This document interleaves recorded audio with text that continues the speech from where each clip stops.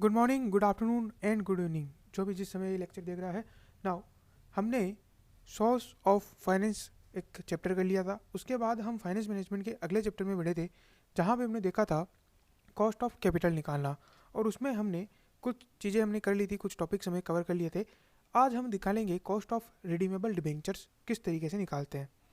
Now ये इसका formula है। अब देखने में ये काफ़ी बड़ा फॉर्मूला लग रहा होगा, बट इसको हम अगर एनालाइज करेंगे और समझेंगे तो ये काफ़ी इजी फॉर्मूला है और आपको इसे रटने की ज़्यादा ज़रूरत नहीं पड़ेगी। तो आराम से इसको समझते हैं।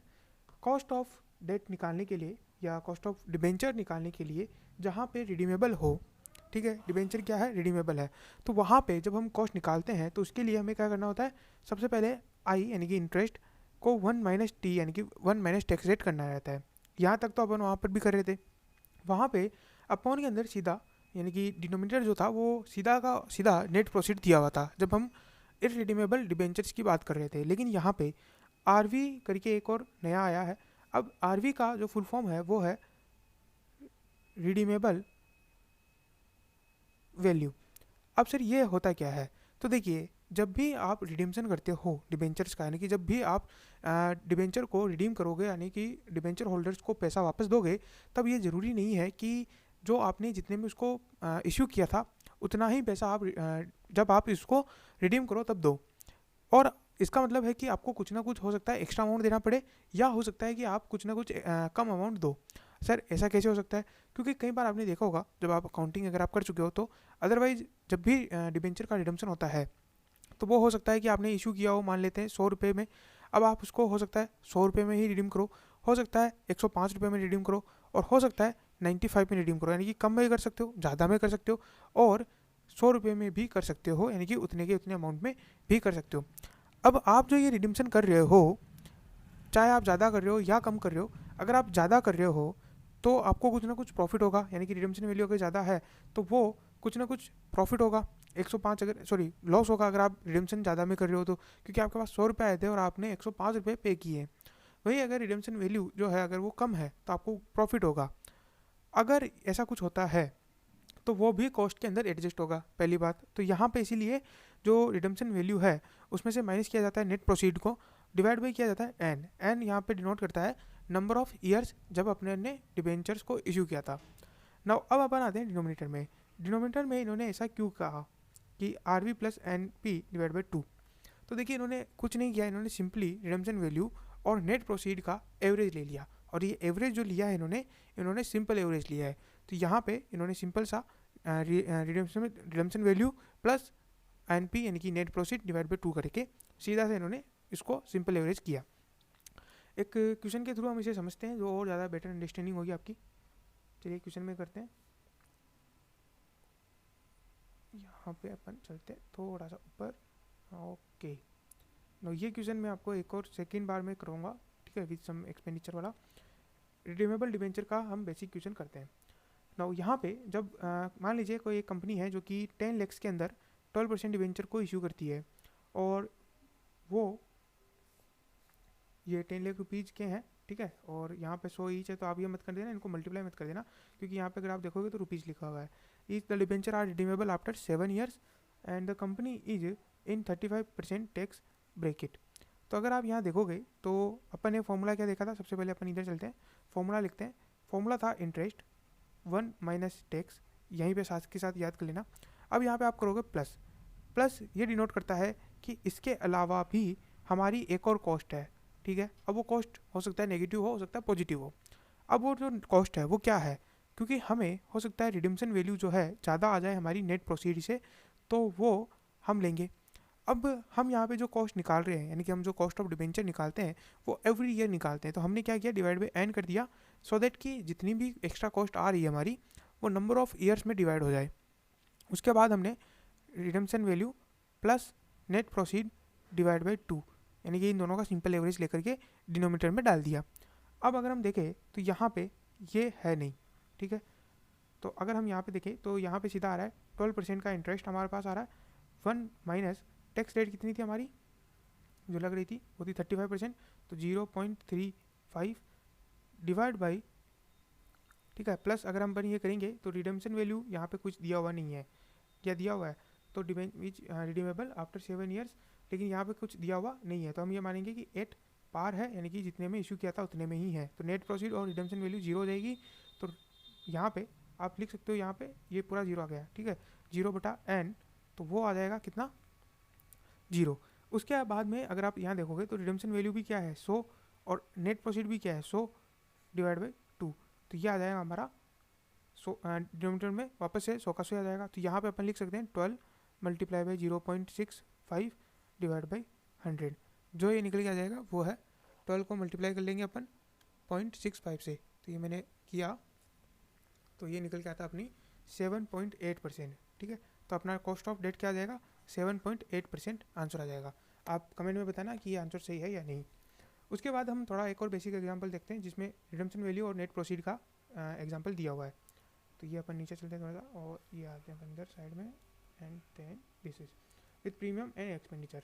नाउ यहाँ पे अगर हम बात करें तो a company issued ₹10 lakh debenture, 12% debenture of ₹100 each.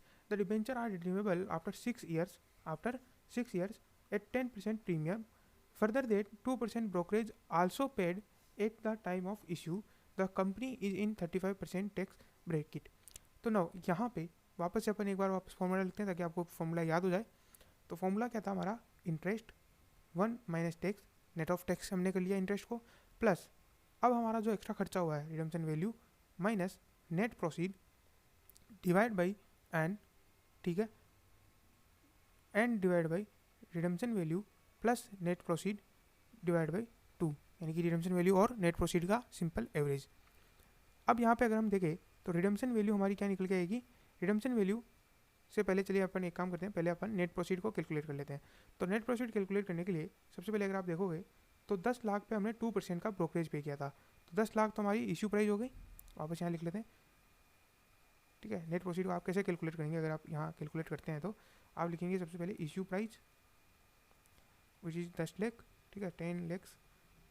उसके बाद आप लिखोगे माइनस ब्रोकरेज, जो आप लिखोगे 2%, और 2% कितना आएगा 20,000, यह आ जाएगा 9,80,000। उसके बाद आप लिखोगे रिडम्पशन वैल्यू, रिडम्पशन वैल्यू क्या आएगी अपनी 10% प्रीमियम पे रिडीम हो रहा है, ठीक है, रिडीमेबल एट 10% प्रीमियम। तो यहाँ पे रिडम्पशन वैल्यू क्या लिखोगे कि 10 लाख हमारी, यहाँ पे आप लिखोगे इशू प्राइस वापस से 10 लाख, और फिर यहाँ पे लिखोगे प्रीमियम ऑन रिडम्पशन 10%, तो यह आ जाएगा 1 लाख, और यह आ जाएगा 11 लाख। अब हमारे पास टैक्स रेट दी हुई है ना, ये सब दिया हुआ है 1 - T वगैरह वगैरह।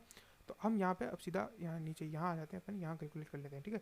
तो इंटरेस्ट कितना था अपना, इंटरेस्ट था अपना 12%, तो यहाँ पे अपन लिख सकते हैं 12, 1 - 0.35 प्लस रिडम्पशन वैल्यू क्या होगी हमारी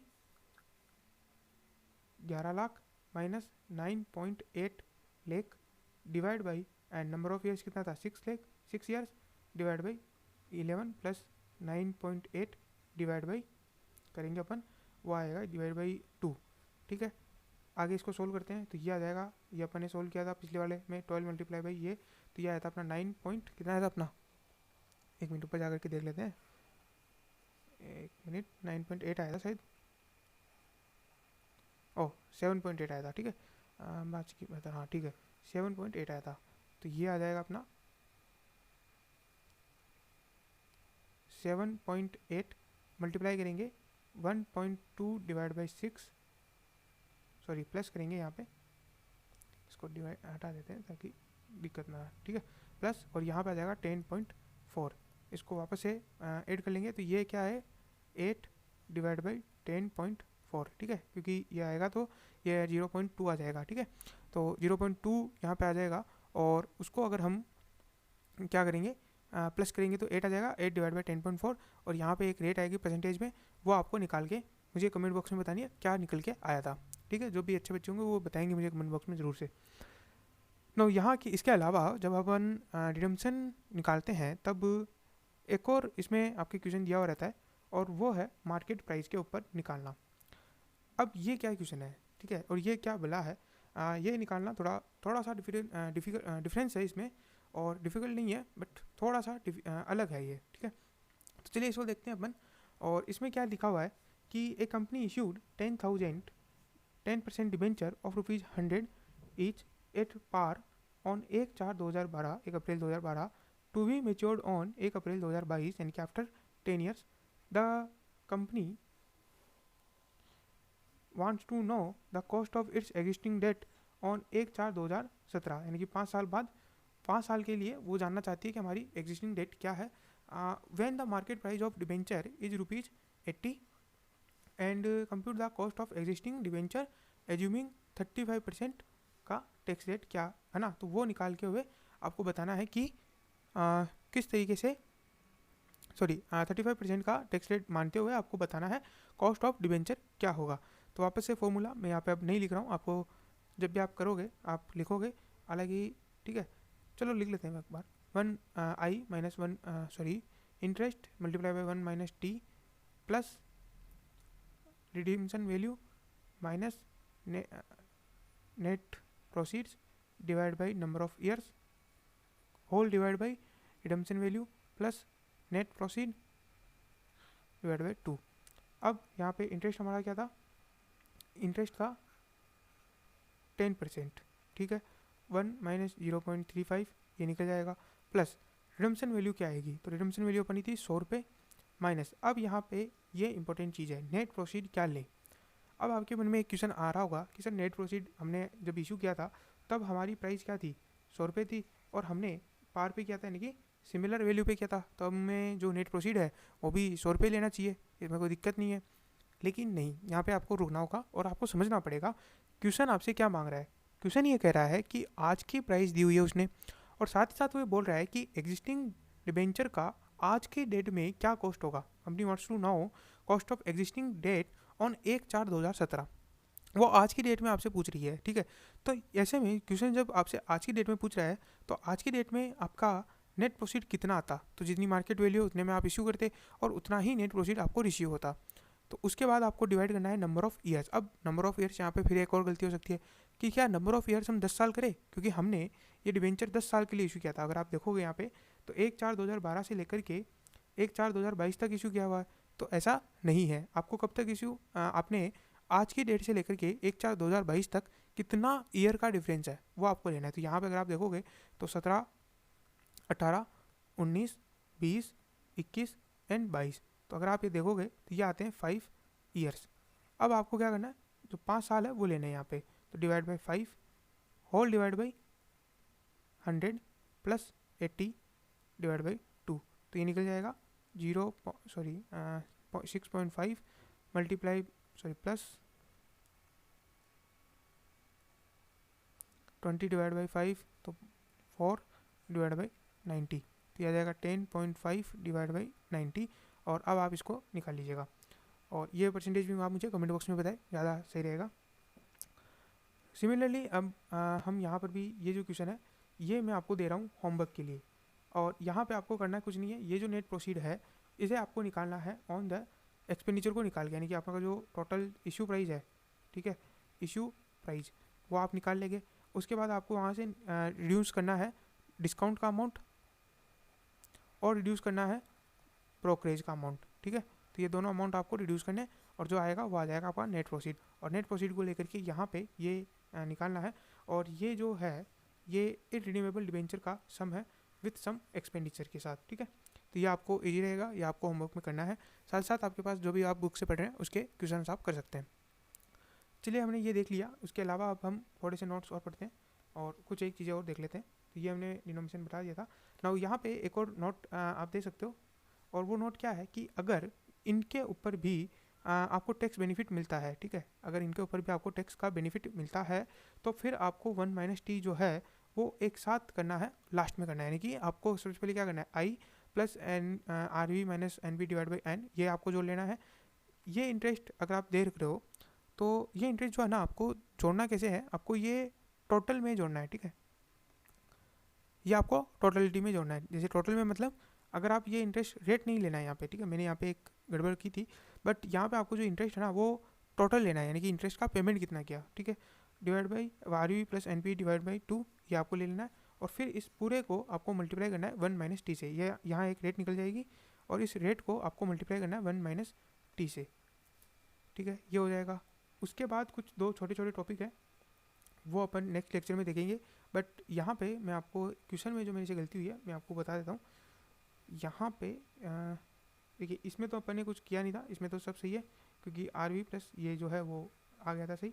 और हालांकि अगर अपन यहाँ देखना भी चाहे तो ये आ सकता है 1.2 लेक्स, ठीक है, और उसके बाद अपन यहाँ पे कर सकते थे। नो यहाँ के अलावा जब अपन यहाँ गए थे, यहाँ पे अपन ने क्या है काम, अपन ने यहाँ पे 12 लिया तो यह आता 1.2 लेक्स और यह आता 0.78 लेक्स और 78,000, ठीक है, ये ज़्यादा बेस्ट रहेगा 78,000।